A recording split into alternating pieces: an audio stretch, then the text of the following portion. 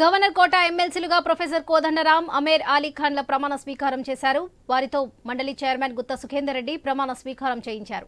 కాంగ్రెస్ ప్రభుత్వం అధికారంలోకి వచ్చాక కోదండరాం, అలీ ఖాన్ ఇద్దరిని గవర్నర్ కోట ఎమ్మెల్సీలుగా గవర్నర్కు సిఫార్సు చేసింది. దీనిపై దాసోజు శ్రావణ్, కుర్ర సత్యనారాయణ కోర్టులో పిటిషన్ వేశారు. ఇటీవల హైకోర్టు ఆదేశాలపై సుప్రీంకోర్టు స్టే ఇవ్వడంతో కోదండరాం, అలీ ఖాన్ నియామకాలకు లైన్ క్లియర్ అయింది. ఈ ప్రమాణ స్వీకారానికి మంత్రి పొన్నం ప్రభాకర్, విప్ బీర్ల ఐలయ్య, ఎమ్మెల్సీ మహేష్ గౌడ్ తదితరులు హాజరయ్యారు.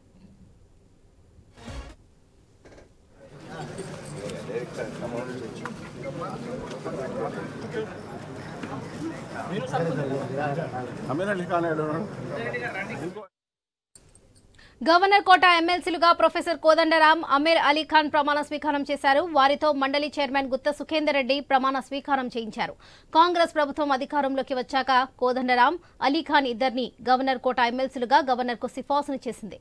దీనిపై దాసోజు శ్రావణ్, కుర్ర సత్యనారాయణ కోర్టులో పిటిషన్ వేశారు. ఇటీవల హైకోర్టు ఆదేశాలపై సుప్రీంకోర్టు స్టే ఇవ్వడంతో కోదండరాం, అలీ ఖాన్ నియామకాలకు లైన్ క్లియర్ అయింది. ఈ ప్రమాణ స్వీకారానికి మంత్రి పొన్నం ప్రభాకర్, విప్ బీర్ల ఐలయ్య, ఎమ్మెల్సీ మహేష్ గౌడ్ తదితరులు హాజరయ్యారు. ఇదే విషయానికి సంబంధించి మరిన్ని అప్డేట్స్ మా స్పెషల్ కరెస్పాండెంట్ సునీల్ అందిస్తారు. సునీల్ చెప్పండి. గవర్నర్ కోటాలో ఎమ్మెల్సీలకు సంబంధించి లైన్ క్లియర్ అయింది. ఎమ్మెల్సీలుగా ప్రొఫెసర్ కోదండరాం, అదేవిధంగా అమీర్ అలీ ఖాన్ ఇద్దరు ప్రమాణ స్వీకారం చేశారు. శాసన మండలిలో చైర్మన్ గుత్తా సుఖేందర్ రెడ్డి ఇద్దరిచే ప్రమాణ స్వీకారం చేయించారు. ఈ కార్యక్రమానికి మంత్రులు పొంగులేటి శ్రీనివాస్ రెడ్డి, పొన్నం ప్రభాకర్, విప్ బీర్ల ఐలయ్యతో పాటు వేం నరేందర్ రెడ్డి, కొంతమంది ఎమ్మెల్సీలు కూడా హాజరయ్యారు. గత కొంతకాలంగా గవర్నర్ కోటాలో ఎమ్మెల్సీలకు సంబంధించి పెండింగ్ పడుతూ వస్తుంది. కాంగ్రెస్ పార్టీ అధికారంలోకి వచ్చిన తర్వాత ఎమ్మెల్సీలుగా గవర్నర్ కోటాలో కోదండరాం, అమీర్ అలీ ఖాన్ ను ఎంపిక చేసింది. గవర్నర్ ఆమోదానికి కూడా పంపింది. గవర్నర్ ఆమోదించారు. ఆ తర్వాత ప్రమాణ స్వీకారానికి వాళ్ళు శాసన మండలికి వచ్చిన సమయంలో గతంలో ఎమ్మెల్సీలుగా గవర్నర్ కోటాలో బీఆర్ఎస్ ప్రభుత్వం ఇద్దరిని ఎంపిక చేసింది. శ్రవణ్, అదేవిధంగా ఇటు కుర్ర సత్యనారాయణ, వీళ్ళిద్దరు కూడా హైకోర్టును ఆశ్రయించారు.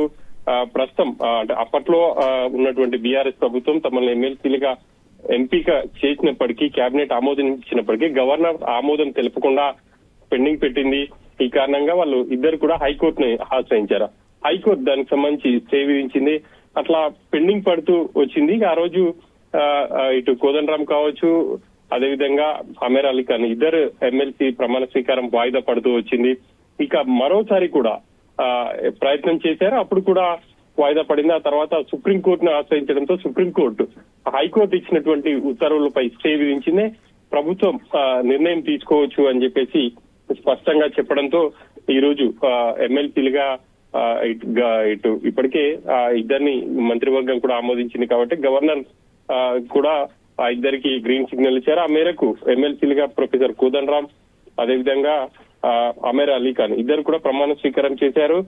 ప్రొఫెసర్ గా కోదండరాం చాలా కాలం పనిచేశారు. ఆయనకున్నటువంటి అన్ని అంశాలు పరిగణలోకి తీసుకొని గవర్నర్ ఆమోదం తెలిపినట్టు తెలిసింది. ఇక అమీర్ అలీ ఖాన్ కూడా చాలా కాలంగా జర్నలిస్ట్ గా ఉన్నారు. ప్రజల సమస్యలను ప్రభుత్వం దృష్టికి తీసుకెళ్లడంతో పాటు ఆయన చేసినటువంటి సేవా కార్యక్రమాలను గుర్తించి ప్రభుత్వం ఆయన్ని ఎంపిక చేసిందని చెప్పేసి చెప్పుకోవచ్చు. ఈ ఇద్దరిని ఎంపిక చేయడంతో ఇటు శాసన మండలిలో కాంగ్రెస్ బలం కూడా పెరిగింది. ఈ మధ్య కాలంలోనే 6 బీఆర్ఎస్ ఎమ్మెల్సీలు కూడా కాంగ్రెస్ లో జాయిన్ అయ్యారు. మొత్తం కూడా 40 మంది సభ్యులున్నటువంటి శాసన మండలిలో కాంగ్రెస్ తన బలాన్ని పెంచుకుంటూ పోతుంది. ఇక రాబోయే రోజుల్లో బీఆర్ఎస్ ఎమ్మెల్సీలను మరికొంతమందిని జాయిన్ చేసుకుని తమ ఆధిపత్యాన్ని కూడా శాసన మండలిలో ప్రదర్శించాలని చేస్తుంది. ఆ మేరకు ఇప్పటికే ప్రయత్నాలు కూడా ముమ్మరం చేస్తుందని చెప్పుకోవచ్చు. Varalakshmi. Right Sunil, thank you.